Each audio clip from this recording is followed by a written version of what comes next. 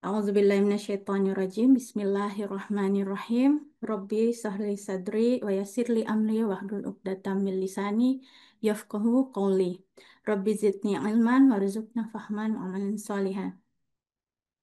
Ya, pada kesempatan yang hikmat ini mari kita bersama-sama mengucapkan salawat serta salam kepada Rasulullah Muhammad sallallahu alaihi wasallam. Allahumma sholli ala Muhammad.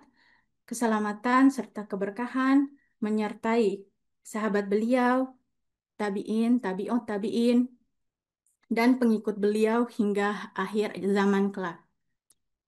Kemudian yang sudah bergabung tadi saya udah sapa ya. Oh, ada Asti dari Ambon, Kak Asti, saya dari Ternate. Udah pada ramai ya nih ya.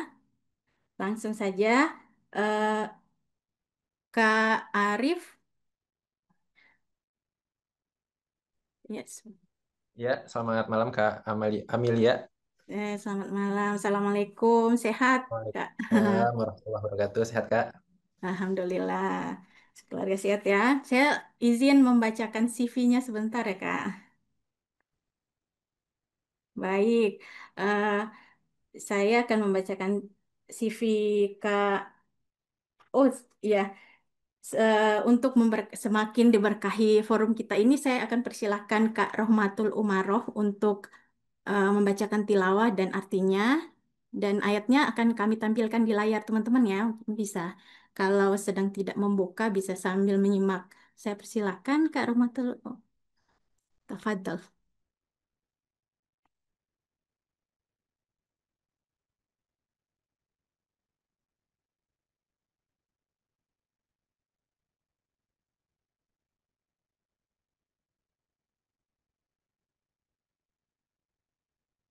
Jazakallah khair Kak Amel. Izin membacakan Al-Quran Surat An-Nur ayat 32 hingga 34. Sobat Jovisa yang di dekatnya ada mushaf maupun Al-Quran elektronik bisa sambil disimak ya. Al-Quran Surat An-Nur ayat 32 sampai 34. A'udzu billahi minasy syaithanir rajim. Bismillahirrahmanirrahim. Wa ankihul ayama minkum wassalihina min ibadikum wa imaikum. Iyakum fuqara ayunihimullahu min fadli. Wallahu wasi'un alim.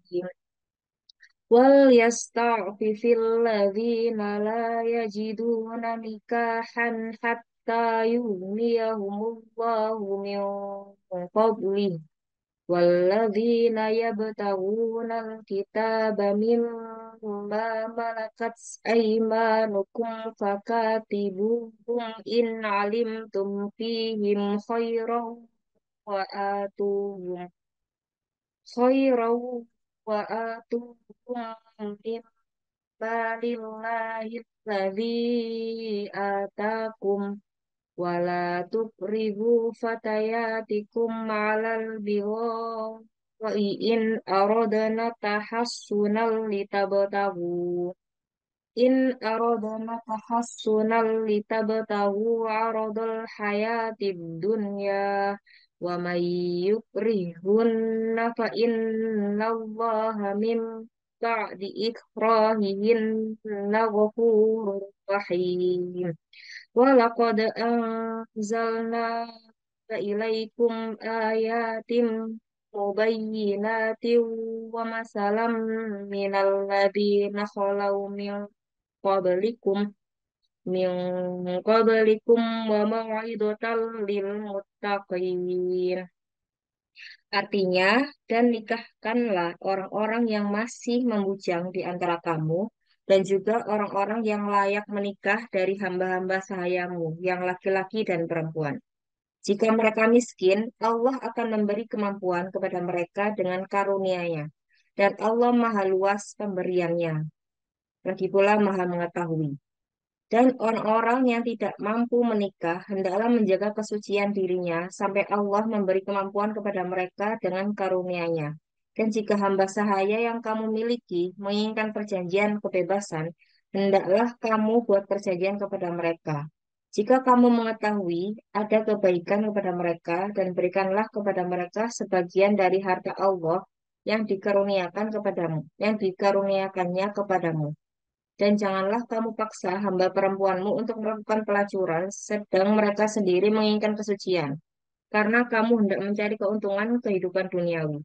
Barang siapa memaksa mereka, maka sungguh Allah Maha Pengampun, Maha Penyayang kepada mereka setelah mereka dipaksa. Dan sungguh kami telah menurunkan kepada kamu ayat-ayat yang memberi penjelasan dan contoh-contoh dari orang-orang yang terdahulu sebelum kamu, dan sebagai pelajaran bagi orang-orang yang bertakwa. Allahumma arhamna bil Quran. Jazakillah khair. Wah iya, barakallah. Masya Allah, tabarakallah, jazakillah, Kak Rohma. Limpahan rahmat dan hidayah tercurah pada Kak Rohma dan kita semua yang mendengarkan. Baik, Sobat Jefisa, tadi saya sudah sepil nih ya, di tengah kita sudah ada Kak Arif. Assalamualaikum ya, saudara. Sehat ya. Saya langsung lanjut aja nih. Sebenarnya tadi saya skip sih. Jadi saya langsung lanjut mau baca CV Kak Arif nih. Maaf ya teman-teman ya. Em, Ya, Kak Arif ini nama terangnya Arif Rahman Hadi, berasal dari Bukit Tinggi, Sumatera Barat. Sekarang domisili di Bogor. Bener ya, Kak Arif ya? Benar, Kak. Kemudian ya pernah menyantri di Pondok Pesantren Tawalib Parabek Bukit Tinggi selama 6 Ya, tahun nih ya, 2009 sampai ya. 2015. Dan sekarang mengambil akuntansi di Universitas Pancasila tahun 2015, sekarang sedang melanjutkan magister di universitas yang sama ya, benar ya, Fit ya? Kak ya, Kak Arif ya. Hmm. Kemudian selain Ya, sebagai betul, karyawan Kak. swasta di lembaga filantropi di Jakarta, juga sebagai konten kreator yang berbagi perjalanan belajar beliau perihal ilmu pranika dan pascanika. Ya, teman-teman nih ya yang belum follow Kak Arif, biar semangat nih bikin konten berbagi ilmu sama kita nih ya. Yuk di follow Kak Ayah tadi udah share ya, @arifrahmanhadi.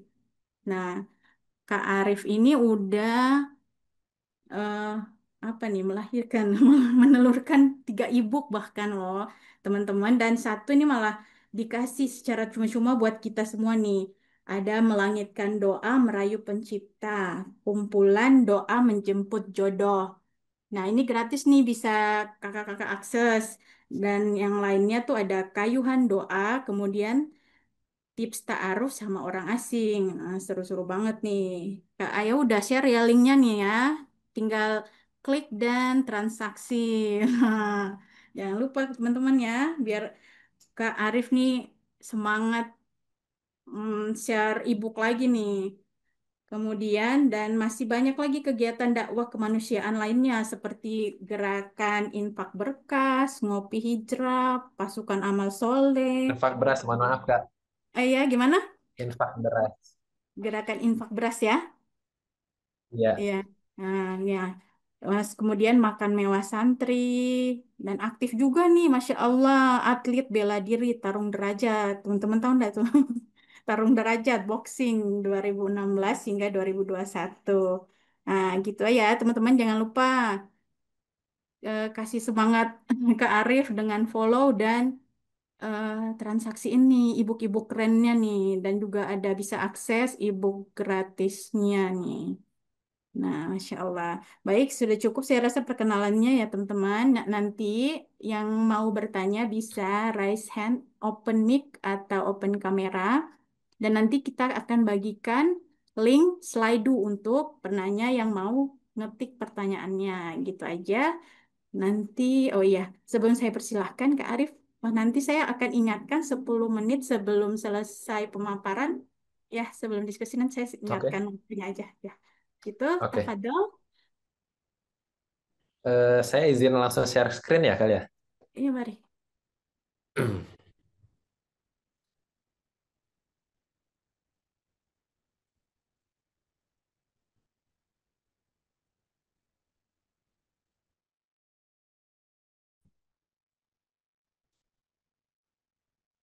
Sebentar. Oke,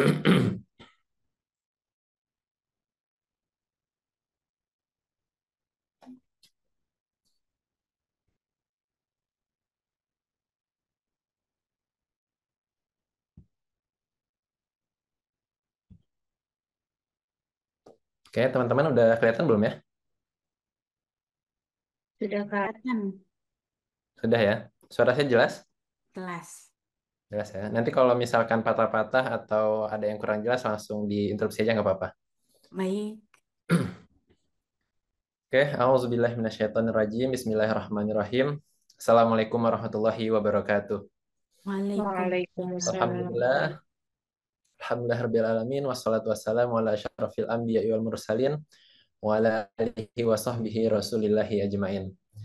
Terima kasih banget teman-teman semua sudah menyempatkan hadir ya, sudah menyempatkan waktu luangnya, waktu istirahatnya. Mungkin malam ini sebenarnya udah capek ya dari aktivitas weekendnya, habis jalan-jalan mungkin, habis ada yang nonton, ada yang makan-makan gitu ya. Besok udah hari Senin nih, tapi masih mau belajar bareng-bareng, mau meluangkan waktunya untuk hal yang sebenarnya ini penting banget. Eh, Kalau boleh tahu teman-teman di sini ada yang udah berumah tangga, ada yang udah nikah. Boleh raise hand mungkin, pengen tahu. Atau boleh komen saya gitu.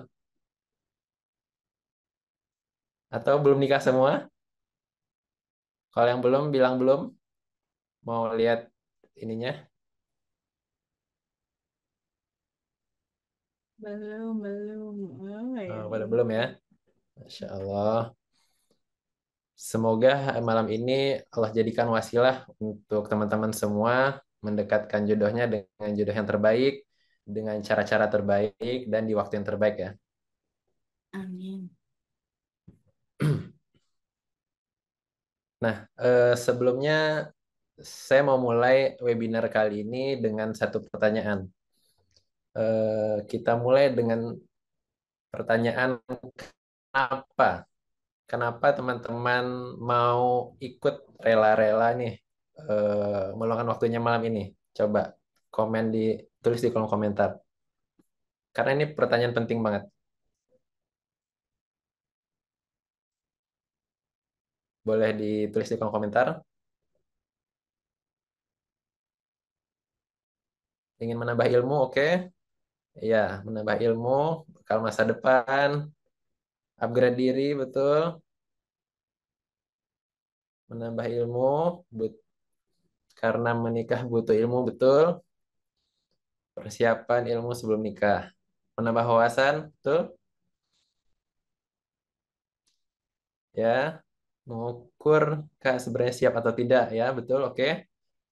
Kadang-kadang kita bingung ya, pertanyaan orang-orang, eh, siap nggak nikah gitu. Pasti ada pertanyaan itu tuh, udah siap belum nikah gitu. Kadang kita tolak ukurnya apa ya gitu. Suka nggak ngerti gitu. Kita ini sebenarnya siap atau nggak. Nah, insya Allah kita bakal bahas di materi malam ini, teman-teman. Oke, kita masuk ke slide berikutnya. Ini kita lewatin aja ya. Tak kenal maka ta'aruf sebenarnya, tapi saya presetin aja. Tak kenal maka ta'arif. Saya alhamdulillah sekarang lagi fokus jadi konten kreator, aktif juga di berbagai organisasi dakwah, sosial dan dakwah, dan sampai sekarang masih bekerja sebagai karyawan swasta di sebuah lembaga filantropi di Jakarta Timur. Jadi saya tinggal di Bogor, saya pulang pergi ke Jakarta Timur. Jadi anak kereta ceritanya. Dan pernah jadi atlet juga, alhamdulillah Allah karuniakan kesempatan. Tapi sekarang udah waktunya udah kurang ya teman-teman. Jadi sesekali aja paling olahraga. Dan sekarang lagi belajar nulis.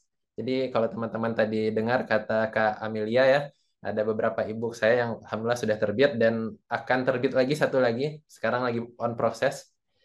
Eh, dan saya berasal dari Bukit Tinggi, Sumatera Barat. Kalau ada teman-teman mungkin yang sekampung, mungkin kita boleh kenalan atau ngobrol lebih lanjut ya. Mungkin kita saudaraan bisa jadi. Dan status saya alhamdulillah sudah menikah. Jadi ingat nih bulan Januari tahun ini ya, sebelumnya alhamdulillah pernah diundang juga sama Jovisa lewat Kak Rohmatul Umaroh ya Kak.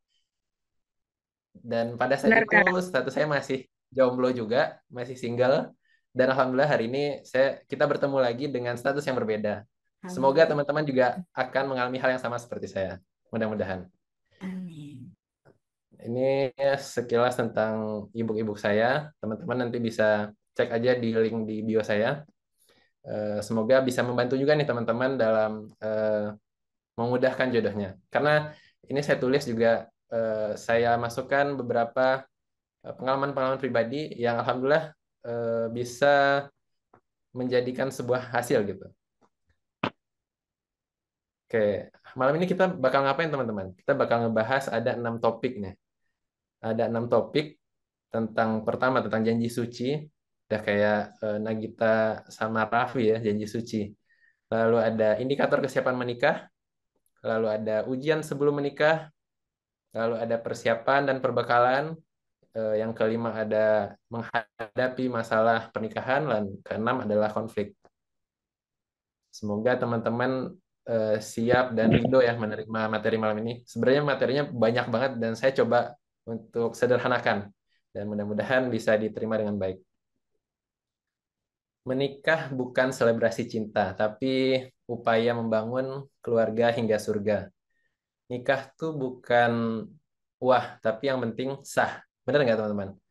Jadi kadang-kadang kita terlalu pusing mikirin menikah yang seperti apa gitu. Padahal fondasinya lupa. Jadi kita lupa kalau bahwasanya bekal sesungguhnya itu apa untuk kita bisa menikah. Iman dan ilmu teman-teman. Sehingga menghasilkan sebuah ketakwaan. Itu yang bekal utama tuh. Yang bisa kita persiapkan mulai dari sekarang. Jangan nanti-nanti.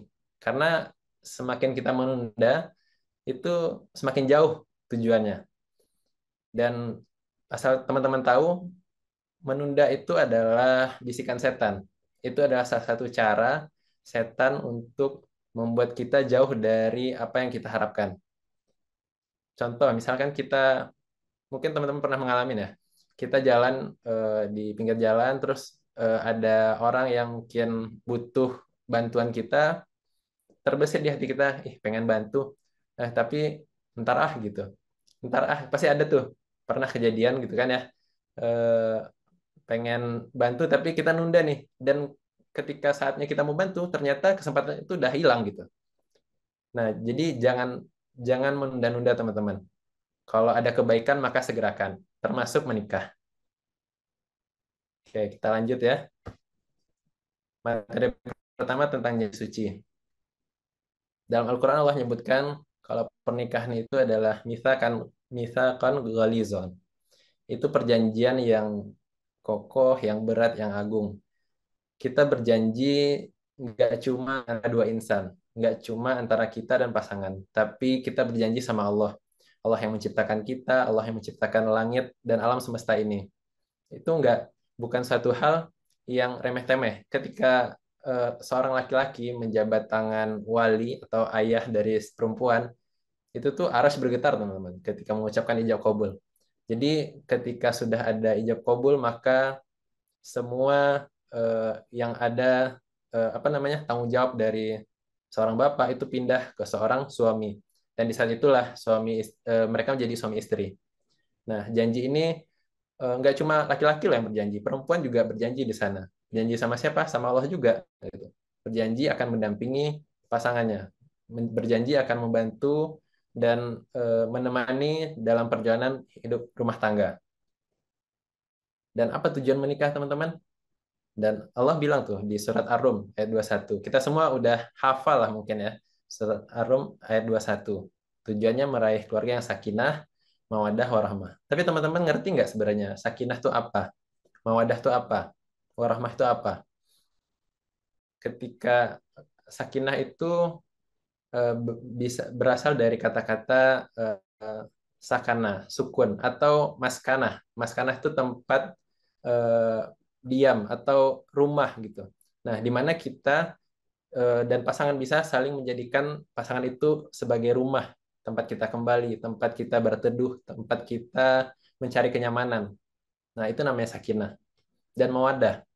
Mawaddah itu apa? Ketika kita punya rasa cinta atau kita punya rasa mengistimewakan seseorang karena kita menyukai sesuatu dari orang tersebut. Dan rohmah itu kasih sayang yang kita nggak perlu balasan gitu. Kita memberikan sesuatu tapi nggak harapin balasan. Nah, itu rohmah. Nah, kita agak cepat ya teman-teman, karena mungkin nanti lebih banyak di tanya jawab ya biar enak ya, tentang indikator kesiapan menikah. Pertama, ini adalah refleksi. Kita harus coba menekan kita dari beberapa aspek emosional. Sudahkah saya mampu mengontrol emosi, sabar, dan tidak egois? Teman-teman tahu bayi, kalau misalkan kita kasih sesuatu, dia bakal ambil dan sulit tuh untuk kita ambil lagi gitu. Karena kenapa? Karena dia merasa itu punya dia.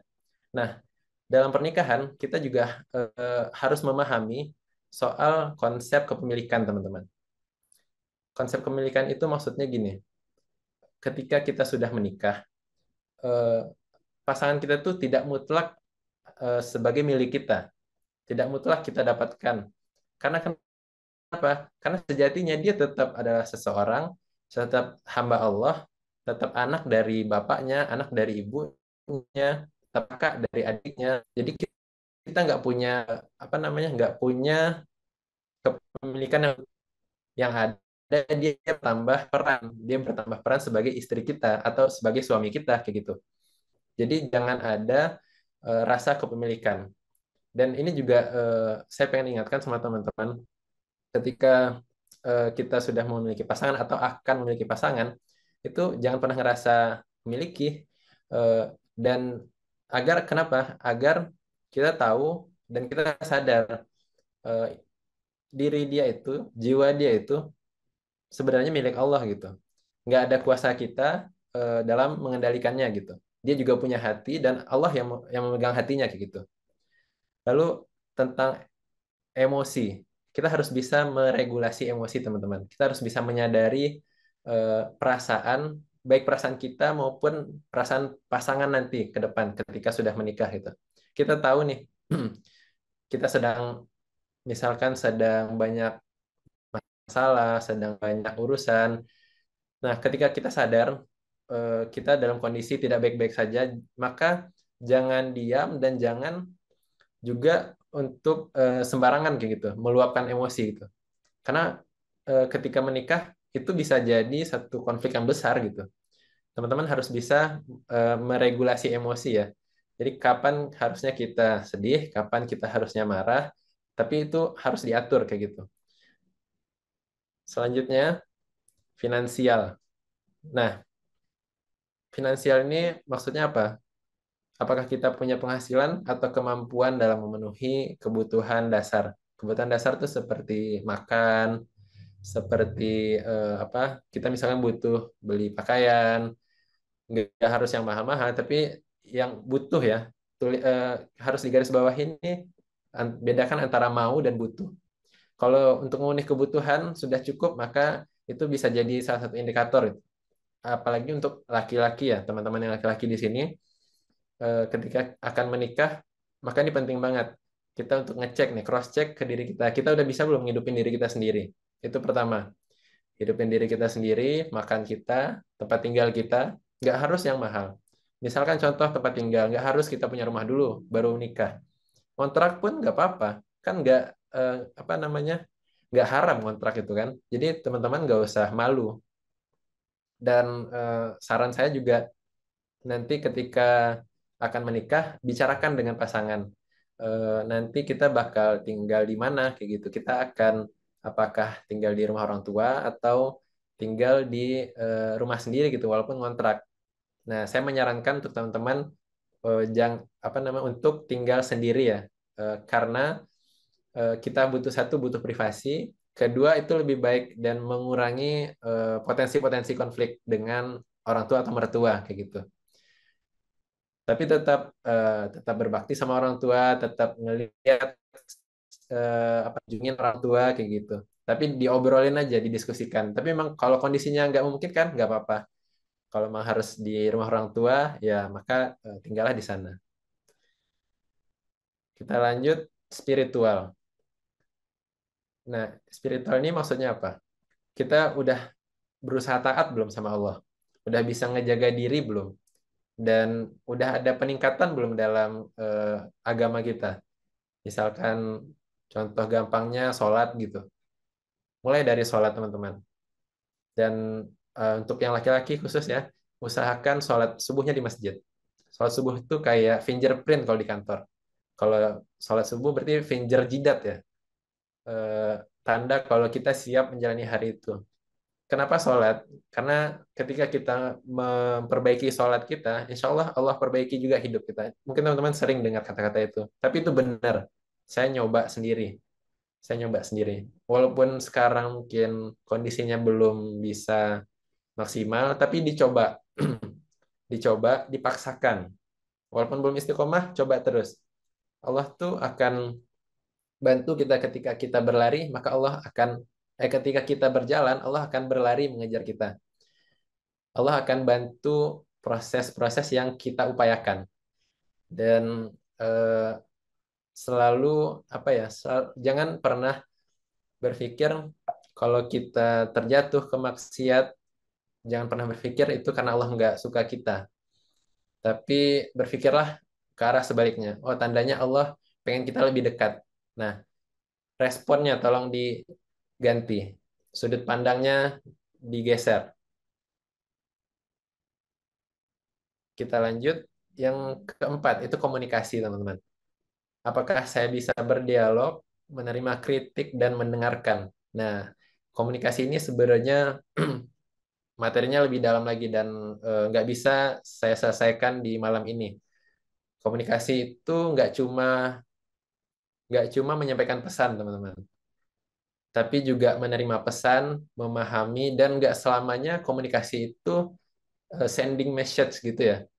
Nggak selamanya komunikasi itu eh, percakapan aja. Tapi komunikasi yang sebenarnya tuh gimana sih? Kita benar-benar hadir, hati kita hadir nih mendengarkan pasangan nanti gitu. Kalau sekarang belum punya pasangan, kita bisa coba sama teman, teman dekat kita. Apakah kita bisa menghargai teman kita ketika dia berbicara? Apakah kita bisa menjadi apa namanya teman berbaginya? Kita jadi pendengar yang baik kayak gitu. Nah ini jadi satu indikator yang menandakan kalau kita siap juga gitu, punya kesiapan untuk menikah dan bisa dikritik ketika ada yang eh, apa namanya kurang baik mungkin atau teman kita melihat sesuatu yang janggal di diri kita. Nah, kita siap nggak untuk menerima kritik itu? Nah, saya punya satu konsep pernah saya dengarkan dari Profesor Zen Permana yang namanya seorang ahli psikolog S3 psikolog UGM. Beliau mengatakan apa namanya komunikasi itu butuh konfirmasi dan triangulasi. Jadi kadang-kadang kita menyampaikan satu pesan, tapi yang diterima itu berbeda gitu. Kita menyampaikan A, tapi teman kita menanggapi B. Oh, ternyata beda nih, beda maksud gitu. Yang dia pahami dengan yang kita sampaikan berbeda. Nah, itu harus dikonfirmasi agar jelas. Nah, yang sering jadi potensi masalah di dalam rumah tangga kayak gitu. Kita bilang A, dia mendengarkan, tapi yang dia kira itu B gitu. Nah, itu tuh harus dikonfirmasi ulang apa maksud kita gitu. Bukan cuma menyampaikan pesan. Lalu selanjutnya yang kelima, ini komitmen. Apakah saya siap setia dan bertanggung jawab dalam suka dan duka? Nah, kita udah siap belum ya eh, untuk bisa setiap sama satu pasangan ya. Saya bukan nggak pro atau bukan nggak mendukung orang-orang yang punya pasangan lebih dari satu. Atau saya nggak juga mempromosikan itu. Tapi komitmen ini lebih kepada tanggung jawab teman-teman. Kita bertanggung jawab ketika kita sudah menikah, kita punya peran baru, kita punya peran baru sebagai suami kah, atau sebagai istri kah.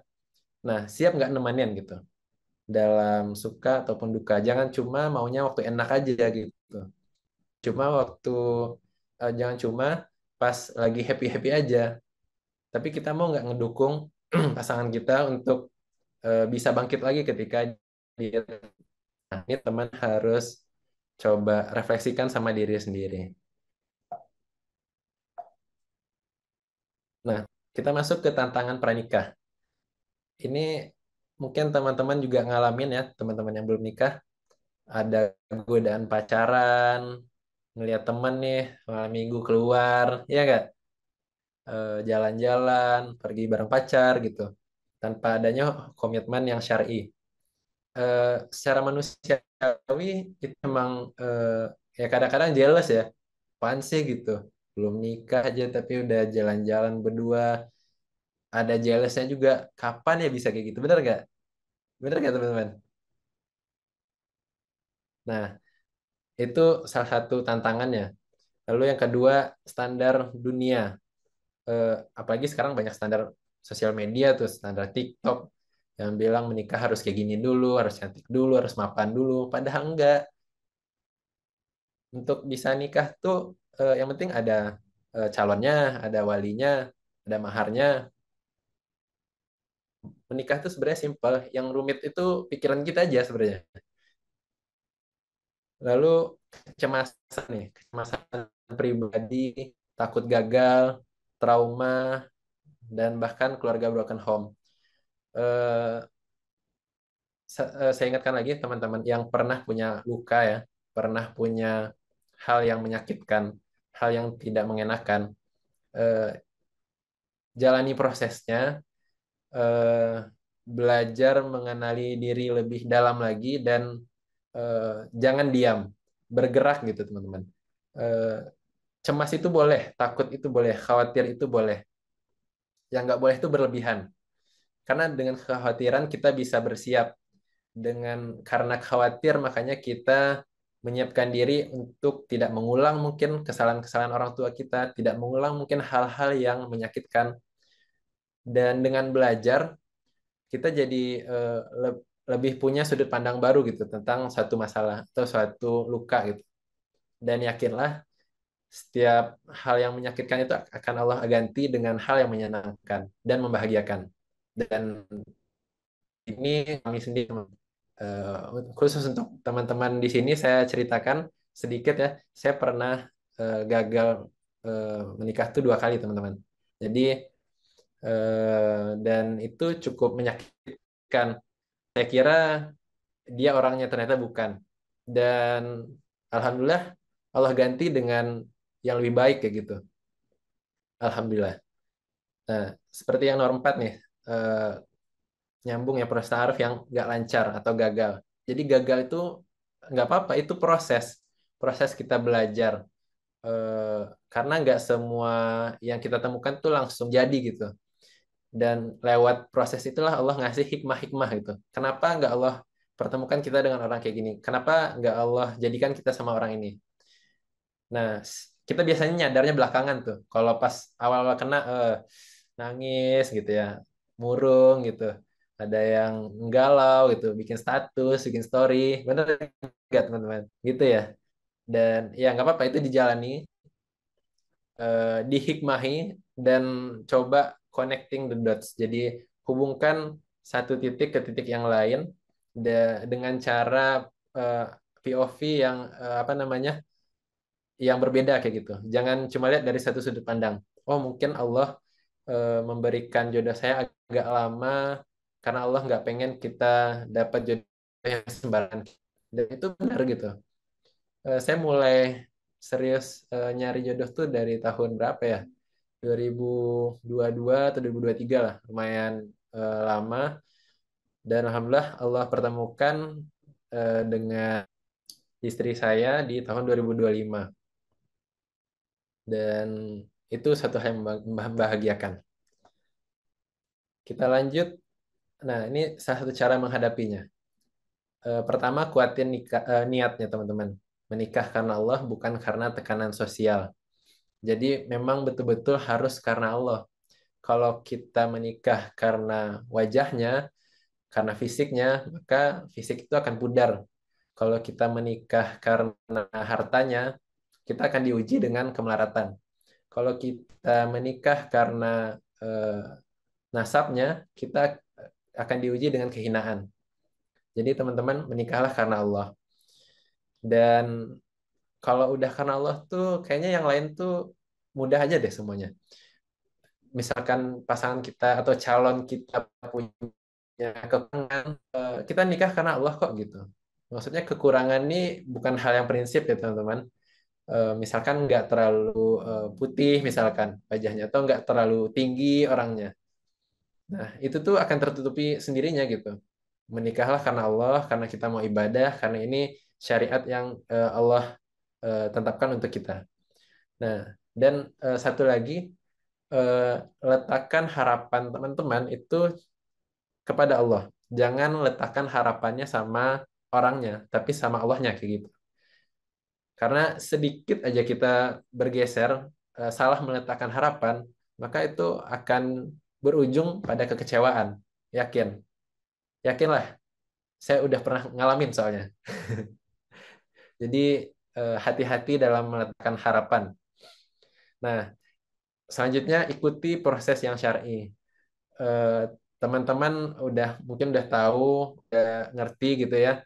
Proses syar'i itu seperti apa? Konsultasikan dengan ustadz atau ustazah atau pembimbing atau orang yang kira-kira menurut teman-teman tuh kompeten gitu, yang bijak untuk proses yang syar'i. Harus ada perantara gitu, orang ketiga atau eh, kalau teman-teman kayaknya kaku banget gitu sama orang ketiga. Saya adalah orang yang nggak terlalu saklek ya tentang ta'aruf.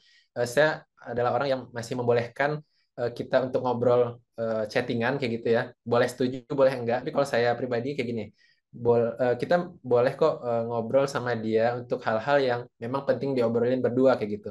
Untuk hal-hal yang kayaknya nggak enak deh kalau orang lain tahu gitu. Nah, jadi nggak apa-apa. Yang penting dijaga aja batasannya, jangan sampai kebablasan. Eh, saya apa namanya untuk hal-hal yang privacy banget kayak gitu nggak apa-apa, ngobrol aja. Utarakan, tanyakan, eh, asal masih dalam batas-batas yang aman kayak gitu. Lalu yang ketiga, bangun kesabaran dan kepercayaan diri, karena jodoh itu datang di waktu Allah, bukan waktu kita. Allah tahu kok kapan waktu yang paling baik untuk kita ketemu sama jodoh kita. Mungkin kita seringkali pengen banget nih apa ketemu jodoh tahun ini kayak gitu. Itu pengennya kita, tapi pengennya Allah bisa jadi enggak, bisa jadi lebih lama atau bisa jadi lebih cepat dari yang kita pengen. Wallahu a'lam bishawab. Kita lanjut. Baik, Nah, ya. Kak Arif, 7 menit lagi ya? Oh, oke, siap, siap, siap. Oke, Sekilas aja nih ya. ya. Tantangan setelah menikah. Apa aja sih? Komunikasi, ada keuangan, ada peran dan tanggung jawab, ada hubungan dengan keluarga besar, ada kehidupan seksual dan intimasi, lalu manajemen waktu, dan yang ketujuh pertumbuhan pribadi dan perbedaan nilai. Teman-teman bisa lihat ini masih sebagian kecil sebenarnya, tapi saya rangkum yang cukup apa namanya cukup menantang ya dan cukup umum kita dengar di tempat-tempat lain kayak gitu. Komunikasi, keuangan, peran dan tanggung jawab, lalu hubungan dan keluarga besar. Nah, kehidupan seksual ini juga sebenarnya teman-teman perlu tanyakan nanti ke calon pasangan, misalkan sudah ada ya. Nggak apa ngobrol aja karena kita kan udah besar nih kayak gitu. Bisa jadi dia punya apa namanya punya suatu hal yang di luar nalar kita. Nah, itu bisa jadi tanda-tanda bahaya gitu. Karena kita serius, sampaikan dengan baik, sampaikan dengan sopan. Mudah-mudahan dia bisa menerima kalau dia juga sudah dewasa ya. Lalu kita lanjut. Ini yang cukup penting teman-teman. Saya skip aja ini gunung. Nah, ini perbekalan, persiapan dan perbekalan. Pertama, spiritualitas. Kita dekatkan spiritualitas kita sama Allah menjadi fondasi yang utama. Lalu ilmu agama dan rumah tangga. Teman-teman juga perlu untuk menambah hak dan kewajiban suami istri, lalu adab dalam rumah tangga. Lalu yang ketiga, Itu ada skill komunikasi, mendengarkan, mengungkapkan isi hati, dan menyelesaikan konflik. Yang keempat ada manajemen finansial. Nih bukan harus kaya teman-teman, tapi bisa ngelola apa yang udah ada gitu. Yang kelima itu kematangan karakter. Jadi kita punya karakter yang apa namanya bisa diregulasi, bisa diatur gitu, nggak tiba-tiba marah, tiba-tiba sedih, tiba-tiba apa gitu, nggak baperan dan mau belajar dan memperbaiki diri. Nah, ini eh, tiga apa dalam menghadapi pernikahan dan menghadapi masalah pernikahan itu biasanya karena salah satunya capek, terus ada salah paham atau ekspektasi yang nggak terpenuhi. Pertama, komunikasi yang sehat. Yang kedua, caranya kembalikan sama Allah. Nah, kalau memang dua cara ini udah sulit, teman-teman bisa minta bantuan orang ketiga yang bijak. Apakah itu ustadz, apakah itu eh, apa namanya orang yang teman-teman tuakan, atau senior yang sudah berpengalaman kayak gitu ya. Tiga hal ini cara simpel ya sebenarnya teman-teman untuk bisa ngadepin masalah pernikahan. Nah, ini ayat tentang yang menjelaskan kalau kita punya selisih paham sama suami istri, maka kirimlah seorang juru damai dari keluarga laki-laki dan juru damai dari keluarga perempuan. Ini Allah sendiri yang bilang di Al-Quran surat An-Nisa ayat 35. Kita lanjut aja cepat. Nah, ini juga penting nih teman-teman untuk teman-teman siapkan. Kita tuh adalah satu tim yang sama sebagai suami istri. Nggak ada yang menang dan nggak ada yang kalah. Kalau orang bilang tuh berantem sama pasangan itu kalah jadi arang, menang jadi abu. Apa kebalik ya? Kalah jadi abu, menang jadi arang. Kayak gitulah pokoknya. Jadi kita di tim yang sama gitu. Jangan mau salah satunya jadi pemenang atau jadi yang kalah. Pertama, mindset pertama itu menikah adalah ibadah. Nah, kita harus pahamin ini. Menikah itu adalah ibadah. Ibadah yang panjang banget. Setiap yang kita lakukan itu akan jadi ibadah. Yang kedua, sebesar-besarnya ikan tuh pasti ada tulangnya. Dan sekecil-kecilnya ikan tuh pasti ada dagingnya. Jadi pasangan kita tuh nggak semuanya pasti baik gitu. Pasti ada jeleknya. Dan nggak semuanya yang ada di pasangan kita tuh jelek gitu. Pasti ada baiknya juga. Itu konsep apa mindset tentang dari ikan ya teman-teman. Yang ketiga, kita ini adalah manusia dengan latar belakang yang berbeda. Pasangan kita dibesarkan dengan cara yang seperti apa dan kita juga dibesarkan dengan cara yang seperti apa, itu akan menghasilkan karakter-karakter yang beda. Jadi harus banyak pemakluman gitu ketika nanti kita sudah berumah tangga. Yang keempat itu ekspektasi dan prasangka. Ini sering banget kejadian. Jangan sampai nih ada, kan dia harusnya ngerti, kan dia harusnya tahu, kan dia laki-laki, kan dia perempuan kayak gitu. Nah, ini harus dihilangkan kalau udah menikah. Ekspektasi kita dia ngerti gitu, padahal dia belum ngerti.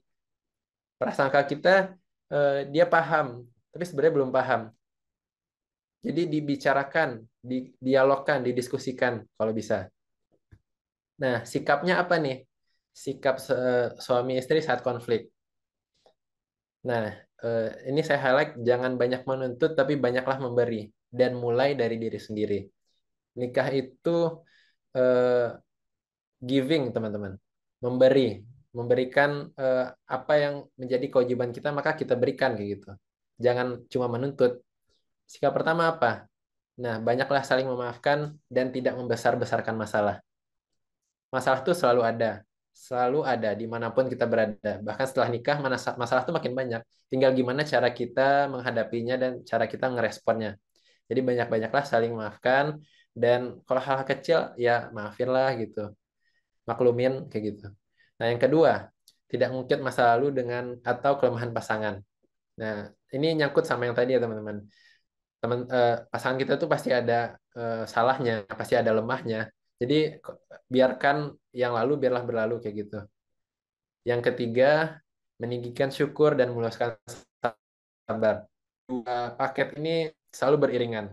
Dengan kita bersabar, maka kita lebih mudah bersyukur. Dengan kita bersyukur juga, makanya kita bisa lebih bersabar. Dalam rumah tangga ini penting banget. Teman-teman harus pakai nanti jika sudah menikah. Lalu yang keempat, evaluasi bersama. Evaluasi dan komitmen untuk memperbaiki, bukan mencari yang salah. Jadi nggak ada yang salah, bukan cari tahu, nih kamu nih salah nih kayak gitu. Tapi sama-sama bareng-bareng gitu. Oh sebaiknya kayak gini kali ya, nanti ya ke depannya kayak gitu. Nah, suami istri itu adalah pakaian bagi satu sama yang lain. Ini Allah bilang di surat Al-Baqarah ayat 187. Artinya apa? Saling melindungin, saling nutup aib, dan memperindah satu sama lain.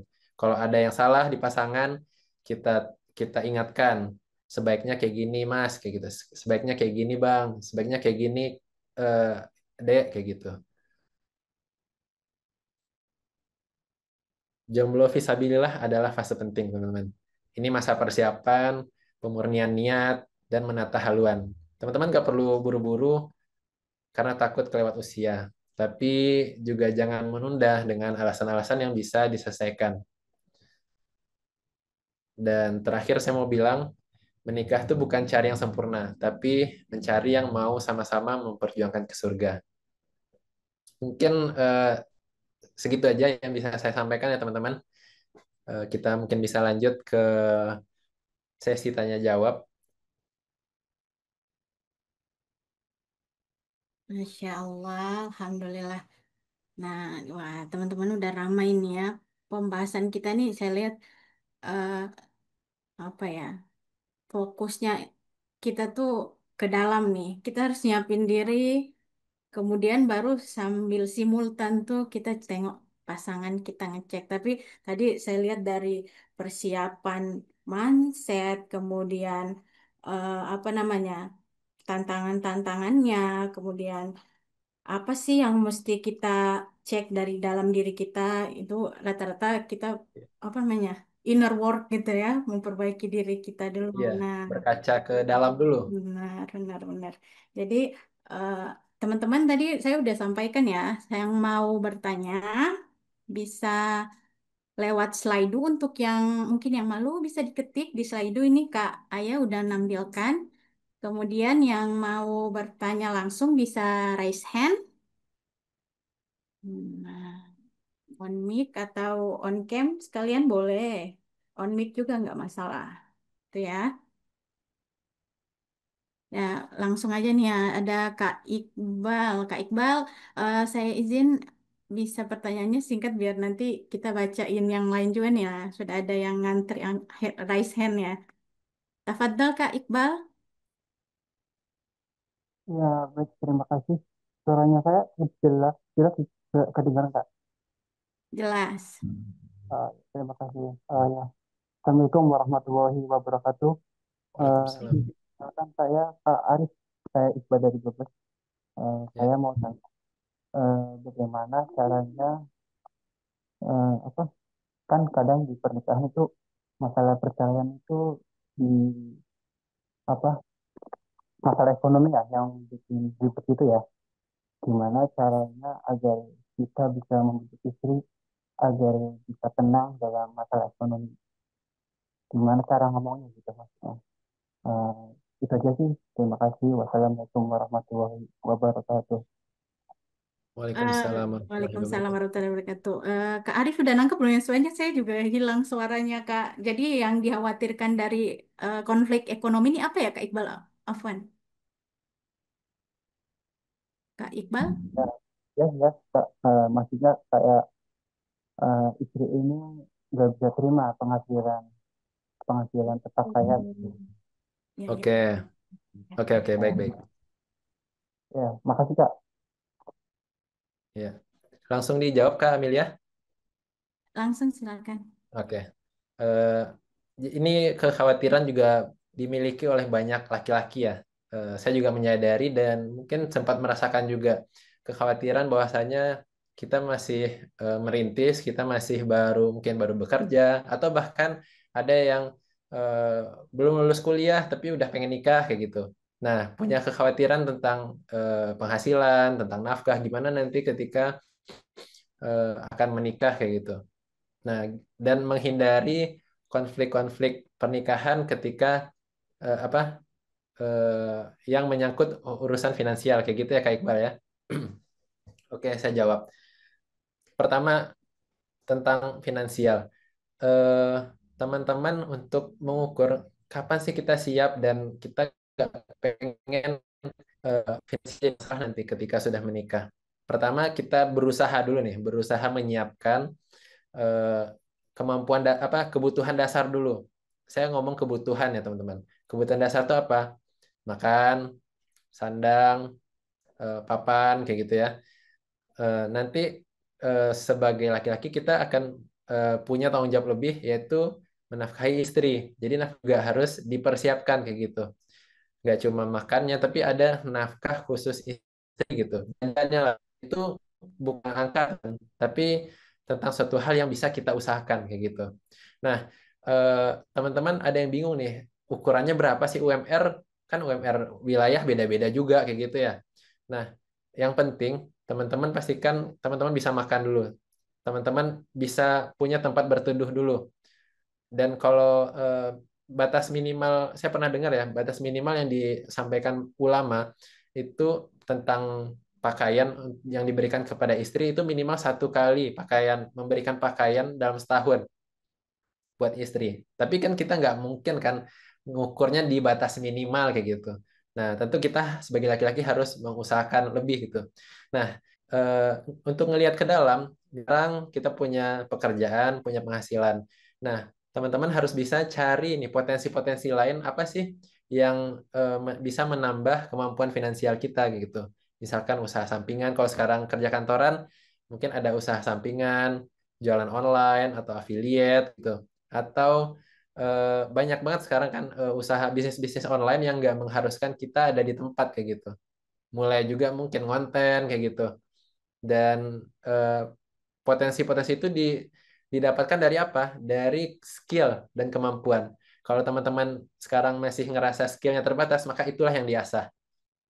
Misalkan teman-teman sukanya apa? Suka nulis. Nah, nulis itu bisa menghasilkan sebuah buku. Teman-teman bisa dapat penghasilan juga tambahan dari sana. Atau misalkan teman-teman jalan. Nah, jalan-jalan tuh divideokan atau difoto gitu. Dan dari eh, hobi kita tuh bisa menghasilkan loh teman-teman. Dan percayalah ketika kita mengasah kemampuan kita, Allah akan siapkan tuh jalan-jalannya. Ketika kita bergerak dan apa namanya eh, menambah kemampuan lain, maka itu ada hal-hal baru yang bisa kita temukan dan bisa menambah kemampuan finansial kita juga. Jadi untuk teman-teman yang sekarang ngerasa penghasilannya masih kecil, jangan pikir angkanya dulu, jangan pikir penghasilan tambahan dari mana gitu. Tapi asah kemampuannya dulu nih, asah kemampuan lain kayak gitu. Gitu sih Kak Iqbal, mungkin ada tanggapan atau cukup? Eh, Cukup Kak. Cukup. Makasih banyak ya. Satu Bagus lagi, kok. saya izin nambahin nih, izin Ya boleh. nambahin eh, tentang nafkah atau finansial ya. Mumpung sekarang mungkin Kak Iqbal mungkin belum ketemu jodohnya atau mungkin sudah ada calon. Nah, eh, carilah eh, pasangan yang punya kemampuan bersyukur yang tinggi. Nah, itu juga salah satu kunci agar di pernikahan eh, enggak apa namanya mengurangi potensi perpecahan karena finansial. Jadi ketika dia sudah mampu bersyukur, nah kita insya Allah akan terhindar dari hal-hal yang kita takutkan kayak gitu. Terima kasih. Ya, gitu ya Kak Iqbal ya. Langsung aja kita langsung ke Kak Wilda yang sudah raise hand. Ya, silakan Kak Wilda. Oke, Bismillahirrahmanirrahim. Assalamualaikum warahmatullahi wabarakatuh, Kak. Waalaikumsalam. Waalaikumsalam warahmatullahi wabarakatuh. Terima kasih atas kesepakatannya sebelumnya, Kak Amelia, atas izin untuk bertanya gitu. Nah, Kak Arif izin bertanya, bagaimana cara kita menghadapi dan mengatasi sikap kita yang suka overthinking dan Oke. terlalu berekspektasi gitu loh Kak terhadap partner atau jodoh yang kita belum tahu nih Kak siapa orangnya. Tapi kita udah overthinking duluan nih Kak, berekspektasi yang berlebihan gitu. Dan Oke. kemudian eh, kita juga kayak mikir kayak apa ya, problem atau konflik setelah menikah itu kita udah juga pikirin nih gitu Kak dari sekarang gitu Kak. Hmm, Itu termasuk dalam ranah yang bisa kita kendaliin, yang bisa kita kontrol dari sekarang atau gimana gitu loh Kak. Kayak oke, bahkan kita nggak tahu ya Kak siapa orang yang kita menikah gitu.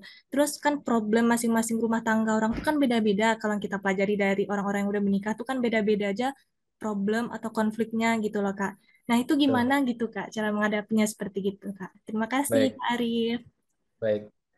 Eh, ini tentang ekspektasi dan apa namanya overthinking ya. Banyak teman-teman yang overthinking tentang apa namanya problematika rumah tangga, apalagi ditambah banyak sekarang di media sosial yang mengatakan marriage is scary dan itu masih masih ada sampai sekarang berita perceraian di mana-mana kayak gitu. Eh, nah, itu sebenarnya adalah akar masalahnya.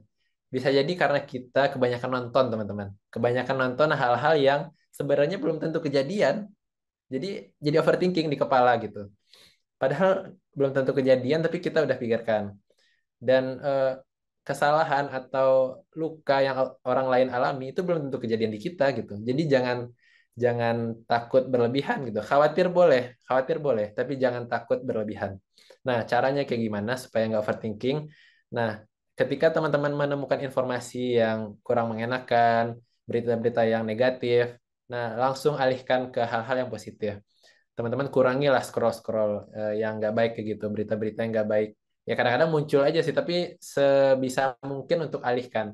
Itu satu. Kedua, eh, salah satu cara untuk mengalihkan overthinking itu apa? Menuangkan apa yang ada di isi kepala kita.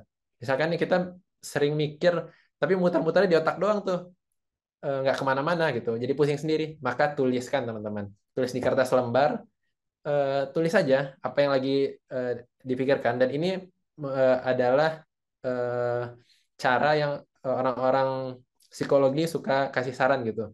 Kalau kita overthinking, maka tuliskan di selembar kertas. Jadi terurai apa yang ada di kepala kita gitu. Setidaknya mengurangi pusingnya itu. Nah, dan teman-teman harus sadar Allah tuh bagaimana prasangka kita, benar nggak? Nah, kalau kita selalu berprasangka yang jelek, bisa jadi beneran kena kita, gitu. Tuh kan bener kena, makanya harus hati-hati dalam menjaga perasaan, menata hati, harus hati-hati. Jangan, nggak usah mikir yang aneh-aneh. Dan yakinlah Allah akan tuntun kita, Allah akan eh, apa namanya bimbing kita di jalan yang benar dengan cara yang benar, gitu. Dan ketemu orang-orang yang benar, kayak gitu. Udah cukup atau ada tanggapan, Kak? Oke, cukup Kak. Syukuran Kak. Afwan. Ya, baik. Kita beralih ke Slido nih ya, Kak Arif ya.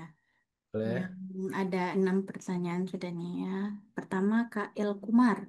Bagaimana membedakan antara ujian yang harus diperjuangkan dalam ta'aruf dan Mhm. tanda bahwa hubungan itu tuh nggak perlu dilanjutin karena bukan Oke, jodohnya. Gitu. oke, oke. Saya langsung jawab ya. Gimana membedakan antara ujian yang harus diperjuangkan atau berhenti sampai di sana gitu ya? Oke, eh, kita harus berkaca dengan syariat dulu. Kita harus kembalikan ke syariat. Ketika ini tuh keluar dari batas-batas syariat nggak sih gitu? Yang kita perjuangkan tuh, misalkan ada yang bilang eh, contoh permasalahannya gini. Nih, kalau saya contohkan di Padang ya, di Bukit Tinggi, Sumatera Barat. Kalau misalkan kita tuh orang Minang, itu nggak boleh nikah sesuku, ada adatnya kayak gitu. Nggak boleh nikah satu suku, satu marga kayak gitu. Itu kan secara adat. Sebenarnya ini tuh hal yang bisa didiskusikan. Coba ngobrol sama orang tua, coba ngobrol sama orang tuanya kayak gitu. Di apa namanya? Dirapatkan gitu, didiskusikan, diajak ngobrol. Jangan tiba-tiba langsung apa namanya? Langsung minta dan harus harus tetap mau sama yang itu kayak gitu. Jangan, tapi berproseslah dengan baik, dengan akhlak yang baik kayak gitu. Nah, misalkan contoh lain apa ya kalau di Jawa juga ada kan yang harus wetonnya ini nih tanggal lahir sekian kayak gitu. Kalau secara syariat sebenarnya nggak ada yang kayak gitu kan, nggak ada yang kayak gitu. Tapi mungkin orang tua kita masih punya kepercayaan seperti itu. Nah, sebenarnya bukan orang tua kita yang salah, tapi kita harus bisa memahamkan orang tua kita dulu, pelan-pelan gitu. Harus dengan apa namanya, dengan kesabaran tingkat tinggi mungkin. Mungkin memang ini ujiannya gitu. Mungkin memang ini cara teman-teman Allah angkat dan Allah pertemukan sama jodohnya, tapi dengan eh, jalan yang berliku nih gitu dan gak mudah. Nah itu sebenarnya masih bisa diperjuangkan. Dan satu lagi eh, cara ngebedanya apa? Ya minta petunjuk sebenarnya, minta tolong sama Allah, minta petunjuk, salat istikharah itu udah paling benar dah. Itu udah apa ya? A1 itu. Allah yang akan ngasih tanda-tanda kalau ini nih harus diperjuangkan. Atau Allah yang akan ngasih tanda-tanda udah cukup stop sampai di sini, ada orang di luar sana jodohmu yang lebih baik kayak gitu. Kayak gitu sih Kak Wida ya, Wilda. KL Kumar ya. Maaf, Kak El Kumar ya. Oh iya, Ya, selanjutnya ya Kak Arif ya. boleh. Setiap orang pasti punya kriteria masing-masing. Betul. Namun, ketika ada orang yang datang tidak sesuai dengan yang diharapkan, bagaimana cara kita mengikhlaskan ridho sehingga bisa yakin? Kak?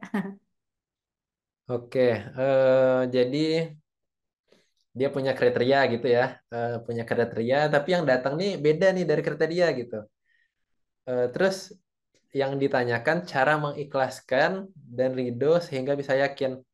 Eh, Ya sebenarnya kalau nggak masuk kriteria ya ngapain diterima gitu ya.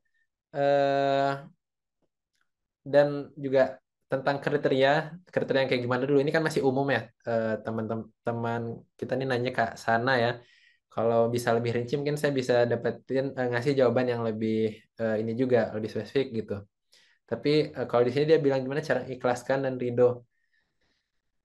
Cara ridho tuh ya terima gitu. Ridho itu kan menerima, menerima ketetapan yang ada.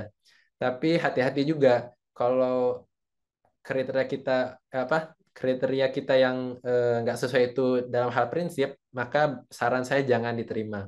Prinsip itu apa? Contoh akidah, contoh sholatnya. Bagi orang lain mungkin beda-beda tuh. Teman-teman harus mengklasifikasikan apa yang prinsip bagi teman-teman dan apa yang hal yang bisa ditoleransi kayak gitu. Nah, misalkan ke diri saya sendiri nih, misalkan dalam mencari pasangan saya butuh akidahnya yang benar.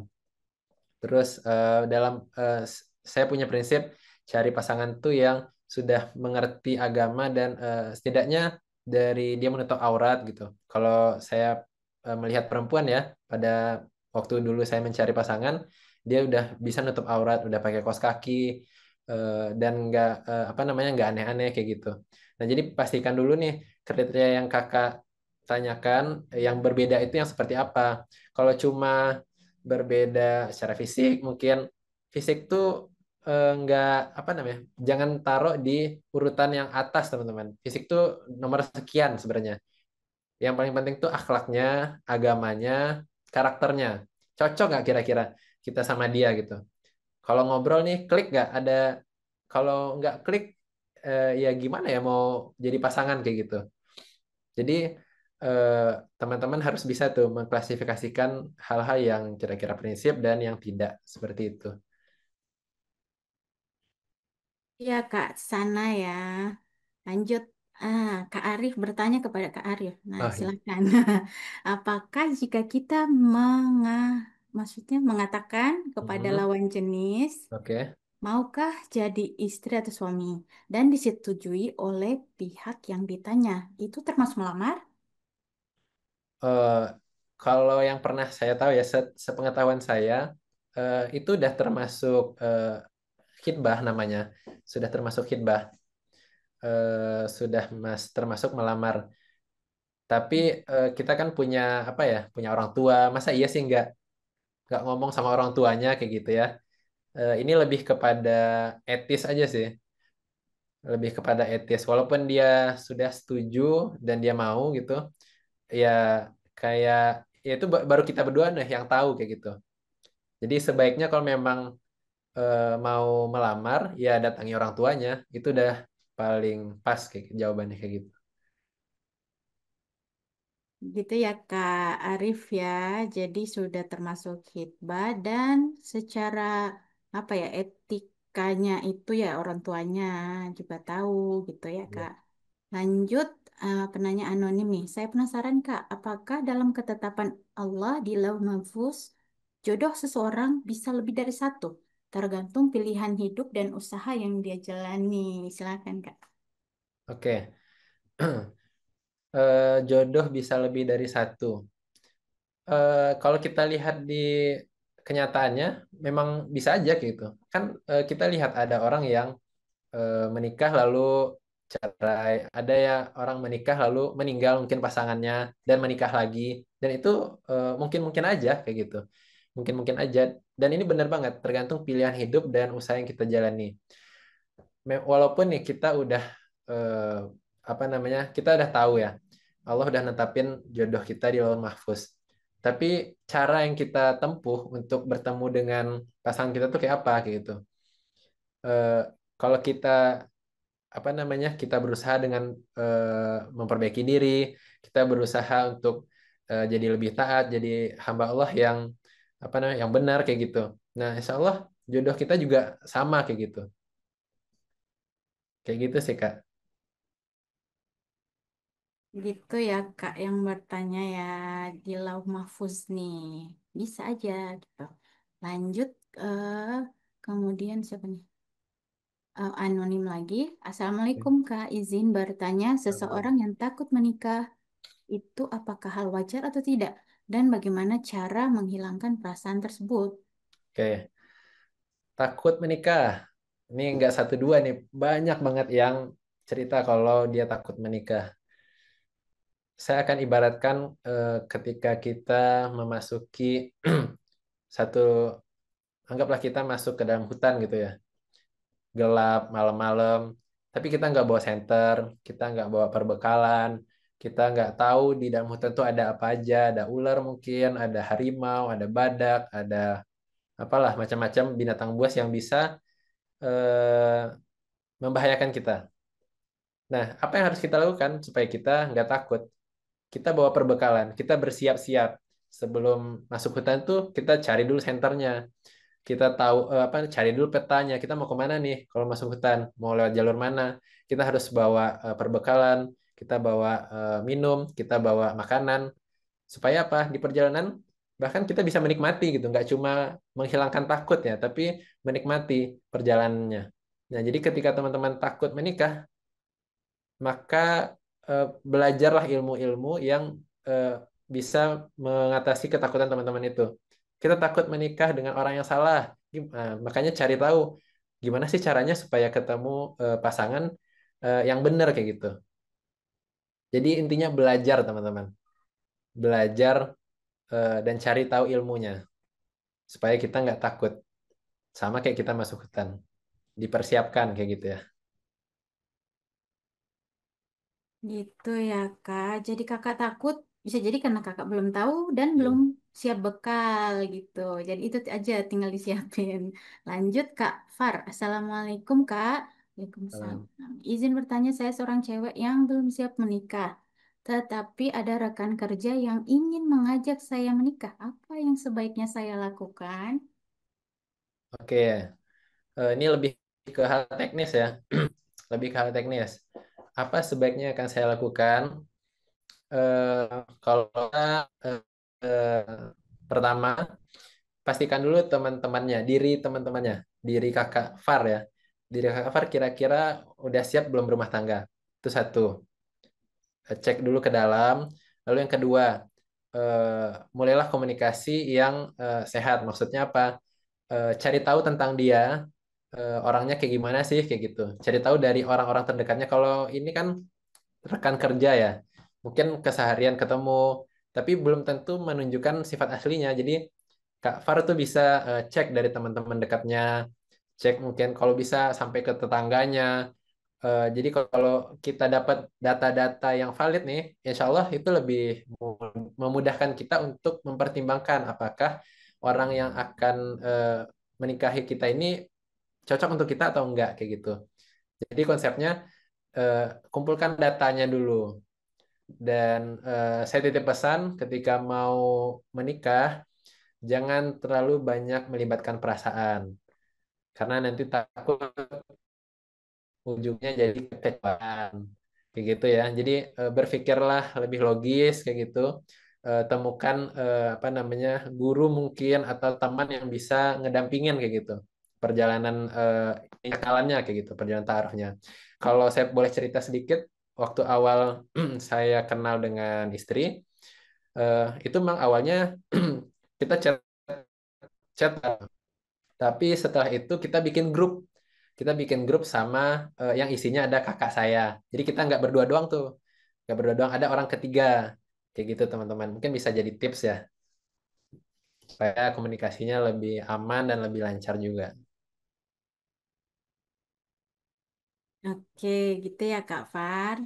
Jadi jangan lupa libatkan mediator. Ada orang Ya, yang bisa dampingin kakak nih. Sama kakaknya harus menjaga hati agar tidak kebablasan sudah bapul. Gitu. iya, tuh. Lanjut Kak Fulana. Jodoh merupakan takdir yang telah tertulis di dalam Lauh Mahfuz jauh sebelum manusia dilahirkan. Apakah artinya individunya sudah fix begitu Kak? Sama kayak tadi ya. Oke, baik. Individunya udah fix atau belum ya? Kalau secara suratan takdir, memang benar gitu. Udah Allah tetapkan jauh sebelum kita lahir, bahkan jauh sebelum orang tua kita lahir, teman-teman. Itu orangnya, namanya udah ada. Tapi perlu diingat, ini juga eh, hadis ya, hadis Nabi Muhammad SAW mengatakan bahwasanya satu hal yang bisa menghadapi takdir itu adalah doa. Jadi doa itu bisa merubah takdir. Jadi semua kemungkinan itu masih bisa terjadi, teman-teman. Misalkan kita dengan usaha kita, misalkan jodoh kita tertulis nih si B misalkan. Ternyata si B ini adalah orang yang agamanya mungkin kurang baik atau banyak kurangnya misalkan. Tapi dengan kita berproses, kita menyiapkan diri, kita belajar memperbaiki diri, memperbaiki ibadah kita, mendekatkan diri kita sama Allah. Allah ubah tuh ternyata jodoh kita dengan yang lebih baik lagi, yang lebih pas kayak gitu. Jadi teman-teman, kuncinya nggak usah mikirin siapa ya jodoh saya, nggak usah mikirin diri kita aja gitu. Fokus sama diri sendiri. Fokus mengenali bahwasanya oh saya orangnya kayak gini, saya akan cenderung seperti ini. Saya harus mempersiapkan diri. Oh kalau sebagai istri nanti saya akan apa namanya misalkan belajar masak gitu, menyiapkan diri untuk apa namanya pernikahan ke depan kayak gitu. Ya fokusnya sama diri aja. Terah jodohnya mau siapa, insya Allah saya siap gitu. Ah kayak gitu. Belajar terus. Oke, gitu ya Kak Fulana. Ini sisa 2 menit lagi, tapi masih 4 pertanyaan. Lanjut aja nih ya. Eh, tanpa kestabilan finansial, hanya bermodal keyakinan pada Allah, termasuk sikap naif, lantas bagaimana meyakinkan calon mertua ketika melamar? Gitu Kak. Oke baik. Ini kakak sendiri udah tahu jawabannya sebenarnya. Eh, Kalau untuk finansial itu memang kita harus nggak cuma harus yakin doang, tapi harus ada usahanya gitu, harus ada geraknya gitu. Pokoknya kita gerak aja keluar silaturahmi kah ke orang, ke teman, ke siapapun kayak gitu. Sekarang tuh nggak sebenarnya banyak yang bisa kita kerjain, cuma apa masalahnya cuma satu, males. 5 huruf itu aja tuh, males. Kalau teman-teman ketemu sama orang males, udah usahakan jangan mau apa namanya, jangan mau dijadiin pasangan lah gitu. Karena males ini penyakit banget, baik itu laki-laki ataupun perempuan. Jadi tentang finansial, teman-teman gerak terus, cari cari cari cara apa kayak gitu keluar apa namanya, mulai dari mungkin hal-hal yang gampang gitu, bantuin orang tua atau bantuin siapa teman kayak gitu. Mulai dari hal kecil kayak gitu. Nanti insya Allah Allah tunjukkan sendiri tuh jalannya. Kayak gitu, Kak. Ya, gitu ya Kak. Lanjut ya. Eh, ini apa namanya ngebut salsabila. Apakah benar jika lebih baik lama memilih pasangan agar dapat yang sesuai dengan kriteria dan saat sudah menikah kita diwajibkan ridho dengan lebih dan kurangnya pasangan yang sudah kita pilih. Oke. Eh, masa ini tentang waktu teman-teman, bukan seberapa lama atau seberapa cepat. Jodoh tuh bakal datang di waktu yang tepat aja gitu. Di waktu memang kita siap dan dia juga siap. Itu namanya jodoh itu ketika kita bisa saling nerima dan saling mengusahakan. Saling mengusahakan tuh kayak gimana? Ya dia juga berusaha berjodoh dengan kita, dia juga mengusahakan dia jadi jodoh kita. Itu baru jodoh. Nah, dan pertanyaan selanjutnya, ketika sudah menikah, kita diwajibkan ridho benar. Ketika udah terjadi ijab kabul, itu udah sah dan kita harus bisa nerima tuh semua kekurangannya, sepaket kekurangannya dan kelebihannya. Dan kayak saya bilang tadi, nggak ada ikan yang nggak ada dagingnya dan nggak ada ikan yang nggak ada tulangnya. Jadi dua-duanya ada. Lanjut ke anonim ya, gitu ya Kak Salsabila ya. Izin bertanya, bagaimana jika, bagaimana kita bisa mengetahui tanda-tanda sinyal jodoh dari Allah? Terkadang ada seseorang yang mengajak serius, tapi tidak ada effortnya. Oke. Gitu Kak. Ngajak doang tapi nggak ada effort, itu udah pasti udah langsung red flag aja itu, nggak perlu pusing-pusing gitu. Orang yang cuma ngomong tapi nggak ada actionnya, itu tinggalin aja Kak, ngabisin waktu, ngabisin energi. Tapi kalau dia mengusahakan, misalkan dia berusaha nih untuk mengusahakan jadi pasangan kita, apakah dia mulai dengan apa namanya, ketemu sama orang tua kita, terus dia mengusahakan mungkin secara finansial, dia nabung atau dia usaha atau apa kayak gitu. Nah, itu patut diperjuangkan.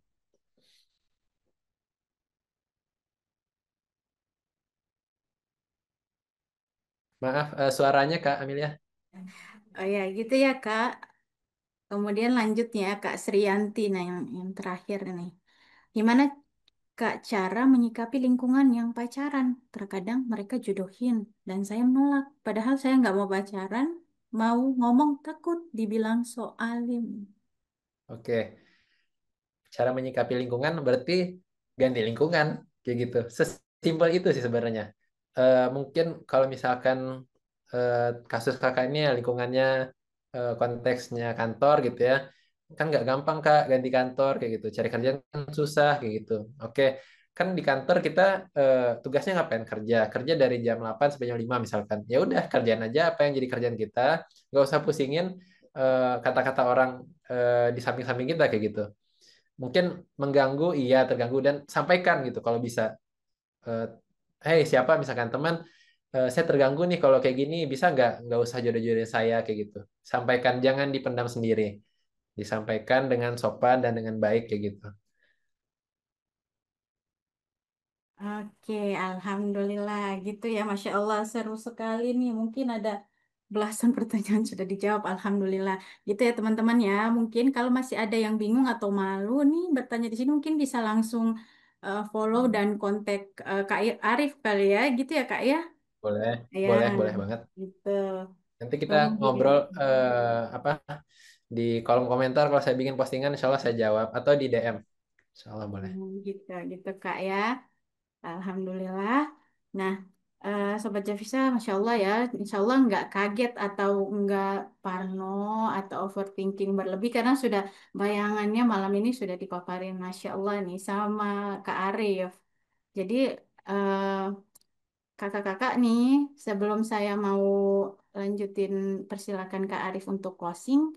Kita apa ya, dokumentasiin dulu nih ya, Boleh. memorikan apa nih usaha kita mengupgrade diri nih. Bisa kakak-kakak saya kasih waktu 10 detik aja kali ya, persiapkan diri, posisi, menjaga aurat. Silakan ya. Nanti Kak Operator mohon standby.